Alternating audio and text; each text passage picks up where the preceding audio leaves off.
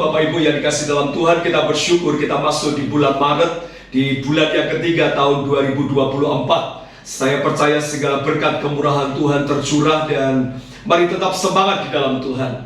Tema dalam Triparti bulan Maret ini adalah membangun kuat pemuritan dalam keluarga. Kiranya di minggu yang pertama ini kita mau bersama-sama membangun sebuah pemuritan dalam keluarga kita. Kenapa? Karena kalau keluarga kuat, gereja pasti akan kuat. Dan kalau gereja kuat, maka bangsa akan kuat.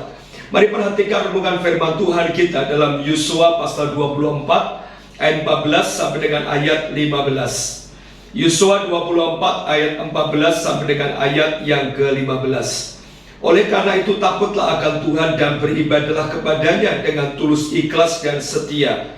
Jauhkanlah Allah yang kepadanya nenek moyangmu telah beribadah di seberang sungai Efrat dan di Mesir, dan beribadahlah kepada Tuhan.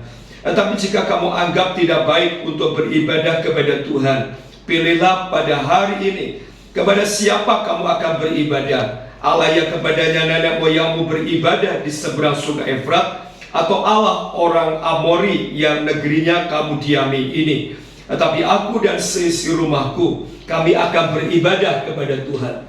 Saudara, ini sebuah pesan yang luar biasa yang disampaikan Yosua kepada bangsa Israel menjelang akhir hidupnya. Sebuah wasiat, sebuah warisan yang sangat penting dalam kehidupan orang-orang yang percaya kepada Tuhan, yaitu apa? Hidup beribadah dengan penuh kesungguhan. Itu sebabnya saya mengajak dan mendorong dan mengingatkan Bapak Ibu semua untuk selalu rajin beribadah. Sebab ibadah mendatangkan keuntungan yang besar. Ibadah bukan hanya sekedar rutinitas, tapi betul-betul kita mau berjumpa dengan Tuhan. Nah, di poin terakhir sebelum Yosua dia mati, dia memberikan pesan warisan yang sangat penting, yaitu apa? Beribadah kepada Tuhan. Dan menarik sekali, ini adalah sebuah komitmen yang disampaikan oleh Yosua, bukan hanya untuk Yosua, tapi ini sebuah komitmen yang disampaikan Yosua dalam konteks seluruh keluarganya, seisi keluarganya. Berarti ini sebuah konsep pemuritan yang luar biasa, di mana istri dan anak-anak Yosua mereka sepakat untuk mereka beribadah kepada Tuhan. Dan saudara, ini sebuah pilihan yang luar biasa. Bapak Ibu yang dikasihi oleh Tuhan, jangan pernah menganggap sepele dengan sebuah keluarga. Keluarga adalah desain Tuhan. Keluarga adalah rancangan Tuhan. Ada banyak orang berkeluarga tapi tidak tahu dan tidak jelas apa arah berkeluarga. Ada orang yang berkeluarga hanya karena supaya ada teman dalam kehidupan, supaya ada teman dalam kehidupan sehari-harinya. Dan itu sebuah hal yang salah. Keluarga adalah desain Tuhan. Keluarga adalah rancangan Tuhan, di mana melewati keluarga itu rancangan Tuhan terjadi, rencana Tuhan terjadi, keturunan ilahi terjadi, anugerah Tuhan dinyatakan. Dan ini adalah lembaga terkecil yang paling penting untuk apa? Pemuritan itu bisa terjadi. Sebab tidak bisa dipungkiri, garis keturunan kita akan melahirkan orang-orang yang dia mengasihi Tuhan.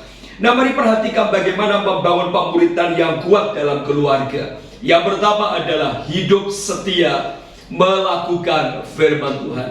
Saudara nanti bisa baca di ayat 14 di mana Yosua dia berkata untuk senantiasa seisi rumahnya dia mentaati firman Tuhan. Yosua menantang bangsa Israel untuk mereka beribadah dengan penuh kesungguhan seisi rumahnya. Untuk apa? Untuk hidup benar-benar melakukan firman Tuhan. Bagaimana pemuritan yang kuat dalam keluarga? Yang pertama adalah setia melakukan firman Tuhan. Kapan terakhir kali kita membangun mesbah keluarga? Kapan terakhir kali kita membaca Alkitab bersama-sama? Kapan terakhir kali kita berdoa bersama-sama? Itu sebabnya tidak heran ada keluarga yang punya masalah dan dia tetap kuat, tetap kokoh, tetap tegak, bahkan dewasa rohaninya. Tapi ada keluarga yang punya masalah, rapuh, mudah hancur, bersungut-sungut, mulai tinggalkan Tuhan. Kenapa? Tidak melakukan firman Tuhan. Pemuritan dalam keluarga penting, dimulai dari suami yang membangun keluarga secara kokoh, di mana istri dan anak-anak membangun kekuatan yang luar biasa. Yang pertama, pemuritan dalam keluarga akan kuat kalau setia melakukan firman Tuhan. Yang kedua adalah membangun mesbah keluarga. Perhatikan 2 Timotius pasal 2 ayat yang kedua. Apa yang telah kuperintahkan kepadamu, maka percayakanlah itu kepada orang-orang yang dapat dipercayai, yang juga cakap mengajar orang lain. Hal ini bisa terjadi ketika kita dalam keluarga bersama-sama membangun sebuah mesbah keluarga. Apa itu mesbah keluarga? Mesbah keluarga adalah satu pola di mana bersama-sama menyembah Tuhan dalam keluarga itu. Dan Yosua dia berkata, aku dan seisi rumahku beribadah kepada Tuhan. Jadi hari ini pesan saya, kalau hidup kita mau kuat, mari dimulai dari keluarga yang kuat. Keluarga yang kuat akan menghasilkan gereja yang kuat. Saya mendorong Bapak Ibu semua, jangan sampai iblis menghancurkan keluarga kita.